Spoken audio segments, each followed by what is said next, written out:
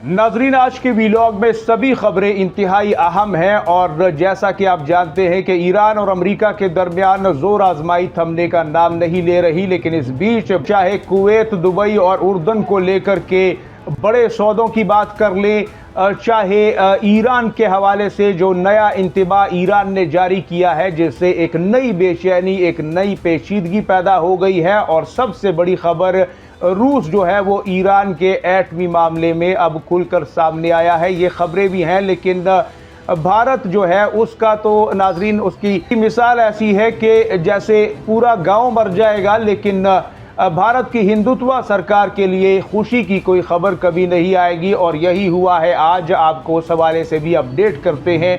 सबसे पहले नाजरीन बात करेंगे कि अमेरिका ने दुबई, कुवैत और उर्दन के लिए 16.5 अरब डॉलर का एक बड़ा हथियारों का सौदा जो है वो अप्रूव किया है। एक बड़ी डील अप्रूव की है, जिसमें कि एयर डिफेंस सिस्टम को लेकर के, ड्रोन तैयारों से बचाव को लेकर के और मुख्तलिफ तनसीबात और उनकी जो नेशनल सिक्योरिटी है उसे इंश्योर करने के लिए दिफाई साजो सामान, जंगी साजो सामान का एक इमरजेंसी में बड़ा सौदा किया गया है। और यहाँ तक कि इस रिपोर्ट में ये भी कहा गया है कि कांग्रेस से इसकी इजाज़त भी नहीं ली जा रही, इमरजेंसी में यह सौदा किया जा रहा है। और इसका मुहर्रिक एक ही बताया जा रहा है, क्योंकि ईरान जो अब तक आबनाए हुर्मुज़ को बंद करके जो है एक तरह से पूरे खेल को जकड़े हुए है, दूसरी तरफ अब वो ये भी कह रहा है कि अगर मेरी तेल तनसीबात पर, मेरी इन इकोनॉमी को चलाने वाले असासों के ऊपर हमला होता है तो फिर किसी के भी असासे नहीं बचेंगे। इसलिए ये जो मुल्क हैं, इनके दिफा को मजबूत करने के लिए अमेरिका का ये कहना है कि ये दिफाई माहिदा इंतहाई कारामद साबित होगा। अब समझ नहीं आता कि इससे पहले जो दिफाई माहिदे या जो दिफाई साजो सामान इन मुल्कों के पास था वो कहाँ गया? क्या वो कारामद नहीं था? लेकिन यहाँ पे इस माहिदे से अलग 8 अरब डॉलर कुवैत के लिए अलग से भी उसके मिसाइल डिफेंस सिस्टम और एयर जो रेडार सिस्टम है उसको स्ट्रेंथन करने के लिए वो अलग से एक सौदा हुआ है, वो अलग से प्रोवाइड किया जाएगा। जबकि उर्दन को 70.5 बिलियन डॉलर के लड़ाका हथियारों के हवाले से जो एम्यूनेशन है, जो हथियार हैं, एक्सेसरीज हैं, वो भी दस्तयाब होंगी।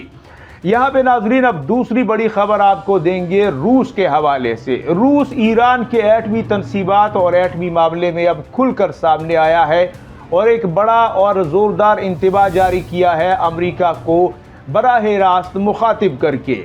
रूसी तर्जुमान वाला अहदेदार दिमित्री पेस्कोव ने यह वाज़ेह कर दिया है अमेरिका पर कि बुशहर में जिस एटमी प्लांट के करीब हमले हो रहे हैं ये इंतहाई ख़तरनाक हैं और इसके ख़तरनाक नतीजे निकल सकते हैं। हम एक ज़िम्मेदार मुल्क होने की हैसियत से अमेरिका को पहले ही ख़बरदार कर रहे हैं कि ऐसा कुछ भी करने के संगीन नतीजे होंगे जो कि बाद में संभाले नहीं जाएंगे। लिहाजा यहाँ पे नाजरीन एक बात क्लियर होती जा रही है कि एटमी तनसीबात ईरान की हैं और बार बार ये इल्ज़ाम लगाया जाता रहा कि रूस उसकी मदद भी कर रहा है। तो अब यहाँ पर रूस का इस तरह से खुलकर सामने आना भी कई एक सवाल खड़े करता है, बहुत सी चीज़ों की तरफ तवज्जो दिलाता है।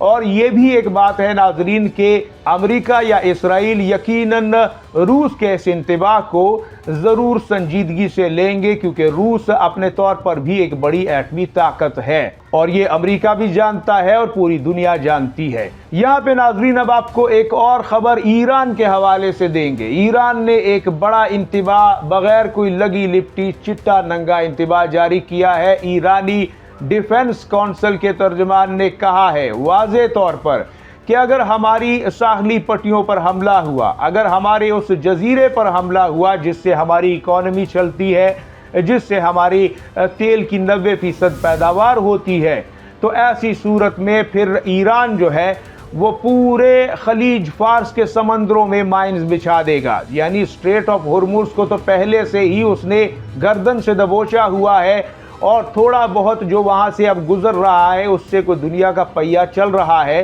क्योंकि हर मुल्क की इकोनॉमी में तेल अहम किरदार अदा करता है।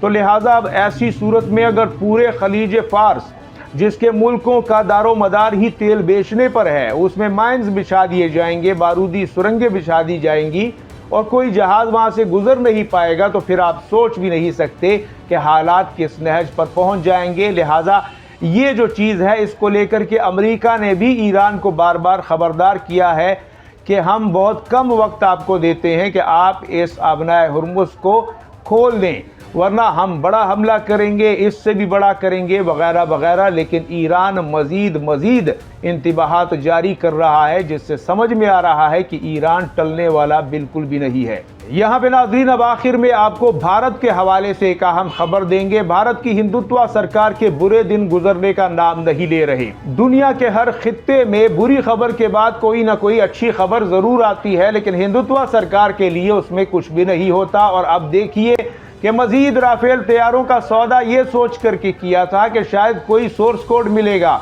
शायद कोई टेक्नोलॉजी ट्रांसफर होगी, लेकिन अब फ्रांस ने 2 टका 2 टोक और चिट्टा नंगा ना कर दिया है, इनकार कर दिया है और ये कहा है कि कोई सोर्स कोड नहीं मिलेगा, कोई ऐसी टेक्नोलॉजी ट्रांसफर नहीं होगी।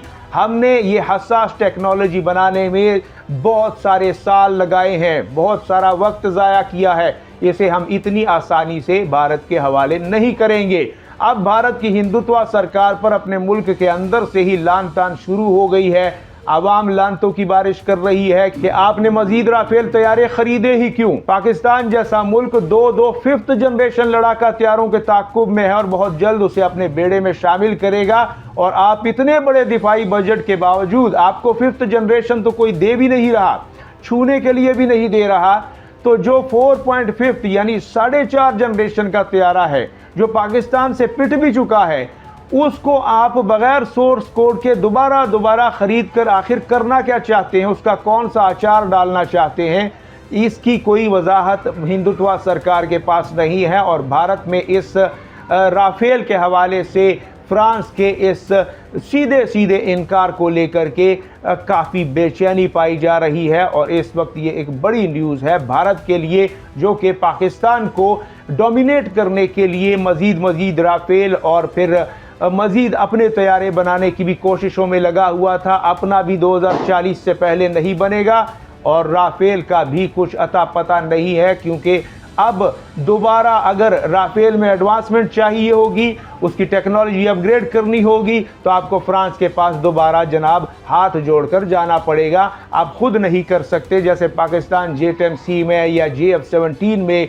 कभी रात क्रूज मिसाइल लगा देता है, कभी अपने फिजा से ज़मीन पर मार करने वाले मिसाइलों को इंडक्ट करता है, नए एक्सपेरिमेंट्स करता है, उनकी रेंजेस बढ़ाता है। ये सब कुछ अब वो राफेल के साथ नहीं कर सकेंगे। हाँ, रूस ने Su-30 के हवाले से भारत को यह सहूलत किसी ज़माने में दी थी। यकीनन अब भारत जो है रूस को बहुत मिस कर रहा होगा। आप इस हवाले से नाजरीन अपनी कीमती राय कमेंट सेक्शन में ज़रूर दीजिएगा।